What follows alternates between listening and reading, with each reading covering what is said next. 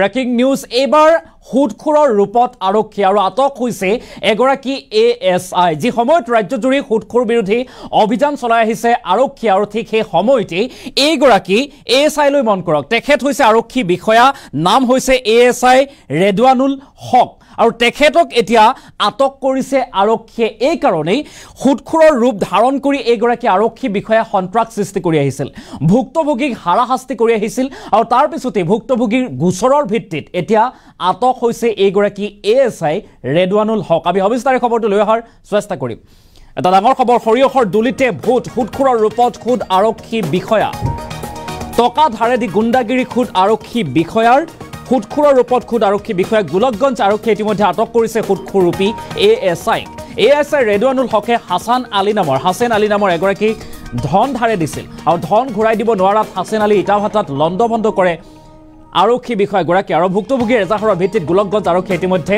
চিৰাঙৰ পৰা আটক কৰিছে এইগৰাকী হুদখুৰ ৰূপী আৰক্ষীক আৰু টকা ধাৰে দি এনেদৰে গুণ্ডাগিৰি কৰিছে হাৰাশাস্তি কৰিছে ভুক্তভোগীক এই গুৰুতৰ অভিযোগ উত্থাপন হৈছে গোলকগঞ্জ আৰক্ষীয়ে আটক কৰিছে এতিয়া হুদখুৰ ৰূপী ASI ৰেদৱানুল হকে হাছান আলী নামৰ এগৰাকী ব্যক্তিক ধন ধাৰে দিছিল দৃশ্যাংশ মন কৰক আমি ফটো দেখুৱাৰ চেষ্টা কৰিছো এইগৰাকী হৈছে আৰক্ষী বিষয়া ৰেদৱানুল হকে ধন ধাৰে দিছিল অৰ্থাৎ তেখেতৰ সুদৰ ব্যৱসায় চলাই গৈছিল এগৰাকী চৰকাৰী বিষয়া তাকো আৰক্ষী বিষয়া যি সময়ত আৰক্ষীয়ে ৰাজ্যৰ বিভিন্ন প্ৰান্তত অভিযান চলাই হুদখুৰসকলক গ্ৰেপ্তাৰ কৰিছে আটক কৰিছে বা ধৰি আনিছে ঠিক সেই সময়তে হুদখুৰৰ ব্যৱসায় চলাই গৈছে এগৰাকী আৰক্ষী বিষয়াই ASI গৰাকীয়ে ধন ধাৰে দিছিল বিভিন্নজনক আৰু তাৰ পিছতে যেতিয়া ধন ঘূৰাই দিব নোৱাৰে তেতিয়া হাৰাশাস্তি কৰা গুৰুতৰ অভিযোগ উত্থাপন হৈছে আৰু ইতিমধ্যে ভুক্তভোগীয়ে এই সন্দৰ্ভত এজাহাৰ দাখিল কৰে আৰক্ষীৰ ওচৰত আৰু আৰক্ষীৰ ওচৰত এই যে গোলকগঞ্জ আৰক্ষীক এজাহাৰ দিছিল বা গোচৰ তৰিছিল আৰু সেই গোচৰৰ ভিত্তিতে এতিয়া আটক কৰিছে চিৰাঙৰ পৰা এইগৰাকী ASI ৰেদৱানুল হকে লাখে লাখে টকা ধন ধাৰে দিছিল আৰু তাৰ পিছত ধন ঘূৰাই দিয়াৰ পাছতো তেখেতে সুদ বিচাৰি সন্ত্ৰাস সৃষ্টি কৰিছিল আৰু তাৰ পিছত এগৰাকী ব্যক্তি যিগৰাকী ভুক্তভোগী হাছান আলী তেখেতৰ ঘৰত গৈ উপস্থিত হৈছিল ঘৰত লণ্ডভণ্ড কৰাৰ গুৰুতৰ অভিযোগ উত্থাপন হৈছে সমান্তৰালকৈ ইটাভাটাটো লণ্ডভণ্ড কৰাৰ গুৰুতৰ অভিযোগ উত্থাপন হৈছে আৰু হুদখুৰৰ বিৰুদ্ধে চৰকাৰে কঠোৰ হোৱাৰ পাছতে এনেদৰে ৰাজ্যজুৰি শ শ হুদখুৰ গ্ৰেপ্তাৰ হৈছে কিন্তু নিজেই আৰক্ষী বিষয়া হৈও চৰকাৰৰ আইন কানুন নামানে এগৰাকী আৰক্ষী বিষয়াই আৰু ৰেদৱানুল হকে গোলকগঞ্জৰ হালাকুৰাৰ MBFI ইটাভাটাৰ গৰাকীৰ হাছান আলীক বহু লাখ টকা সুদলৈ দিছিল কিন্তু হুদখুৰৰ বিৰুদ্ধে আৰক্ষীৰ কঠোৰ হোৱাৰ পাছতেই ইটাভাটা মালিকক সুদৰ টকা বিচাৰি হাৰাশাস্তি কৰি আহিছিল আৰু এই অভিযোগ উত্থাপন কৰিছে এতিয়া ভুক্তভোগী হাছান আলীয়ে আৰু তাৰ পিছতে লণ্ডভণ্ড কৰাৰ গুৰুতৰ অভিযোগ উত্থাপন কৰিছে পুনৰবাৰ আমি আৰক্ষী বিষয়াগৰাকীক দেখুৱাৰ চেষ্টা কৰিম এইগৰাকী হৈছে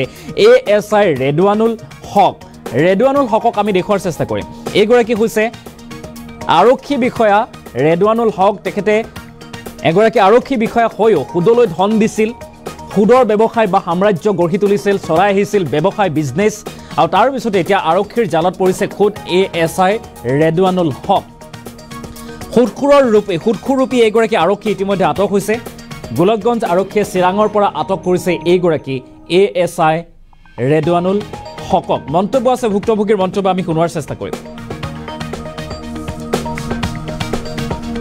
আমার এজন মানে আরক্ষী বিষয়া আমার রেজাউল স্যার মোক কিছু পয়সা দিছিল মানে এবছর দিছিল 10 লাখ টাকা 7 লাখ টাকা তার আমি লাভ দিলু 3 লাখ টাকা আর পিছর বছর মানে 10 লাখ টাকা হয়ে গেল তার পিছত আকৌ 10 লাখ টাকা দিলে এই 20 লাখ টাকার লাভ আমি মানে 6 লাখ টাকা আরো দিম 26 লাখ টাকা কিন্তু পয়সা কিনি দিয়া ডেট আছে আপনার এপ্রিল মাহর লাস্টত মানে এনেকা ডেট আছে কিন্তু ইদানিং মোক আহি পয়সার কারণে মানে পুরা প্রেসার ক্রিয়েট করি আছে তার পিছত মই বহুত মানে কষ্ট করি তাক আমি 9 লাখ 20 লাখ টাকা দিলু ইদানিং দিয়ার পিছত কই আছে মোক আরো 10 লাখ টাকা এতিয়াই লাগিব 11 লাখ টাকা মানে এনেকা ধমক চমক দি আছে মই ম্যানেজ কৰিব পৰা নাই আজি 7 দিনৰ পৰা মই একদম অসুস্থ নিচিনা ঘুরি আছো পয়সার কারণে কিন্তু একদম মানে না মানে যে না মোক পয়সা লাগিবই কালি আহি মানে মোক মই চেষ্টা কৰিম দিবৰ কাৰণে কালি আহি সন্ধিয়া মানে ৰাতি 10 বজাত আহি মোৰ মানে মোক নাপাই মোৰ ঘৰত লাঠিৰে কোবাইছে দরজাত কোবাইছে অফিসত কোবাইছে প্লাস মোর ভাটার ডগর উপর উঠি মিস্ত্রি মানে পুরা ধমকি চমকি দি কাম চাম বন্ধ করে দি কইছে যে তার পয়সা নি দিলে মই মানে ভাড়া বন্ধ করে দিব। আর যদের মধ্যে ইয়ার আগত কইছে যে যদি তার লগত তার আন্ডারত আমি থাকি কাম নকৰো তেন্তে মোর ইয়াত মানে বসবাস করা অসুবিধা হব। হ্যাঁ, এনেকা কই থাকে মাঝে মাঝে আহি। এই পয়সা তো দিছে, পয়সা তো মই রীতিমতো তাক লাভ দি আছো না, তার পিছতে ইমান প্রেসার মুখ দি আছে।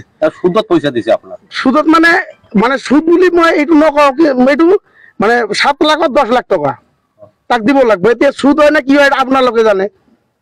কিন্তু কথাটো হল আমার মুখ্যমন্ত্রী মহোদয়ে যিদিনার পৰা কৈছে এই সুদখোৰ ধৰিব লাগে, তাৰে প্ৰায় আপনি ধৰক 1 সপ্তাহ পিছৰ পৰা এই পয়সা কিনি লৈ মোক পুৰা প্ৰেসাৰ ক্ৰিয়েট কৰি আছে। মানে কোনো কথাই নুশুনে, যতে মতে ফোন কৰি থাকে, তাৰ মাইকি লৈ ঘৰত আহে, উল্টা পাল্টা কথা কৈ থাকে। আরক্ষী দম দিয়ে নাকি? নিজে আরক্ষী দিতে? নিজে আরক্ষী, এই কারণে তার আন্ডারত আমার চলিব লাগবো, নহলে ভাড়া চাড়া বন্ধ কৰি দিব, ইয়াত ভালকৈ থাকিব নোৱাৰিবি। জোয়াৰতে কি কৰেছে? মানে এনেকুৱা কৈ থাকে। জোয়ারতে কাম বন্ধ দিছেন? জোয়ারতে আহি একদম কাম চাম বন্ধ করে দিয়ে, এতিয়াও আপনারা চাই লওক উপৰত কাম বন্ধ আছে, মিস্ত্রি গোটেইখিনি নামি দুটা পলাই গৈছে, লাঠি লৈ আহিছে, আহি তাত গৈ উল্টা সিধা কৰিছে। 3 ঘন্টা বহিছে। রেজাউলের ভয়তে মিস্ত্রি দুটা পলাইছে। আপনার ক্ষতি হওয়া নাই? ক্ষতি হয়েছে, রাতের বেলা আগুন আপনার কি 11টার বেলা আগুন বন্ধ হয়ে আছে। এতিয়া নহলে 5টা 6টা কয়লা মোক বেশি লাগিব।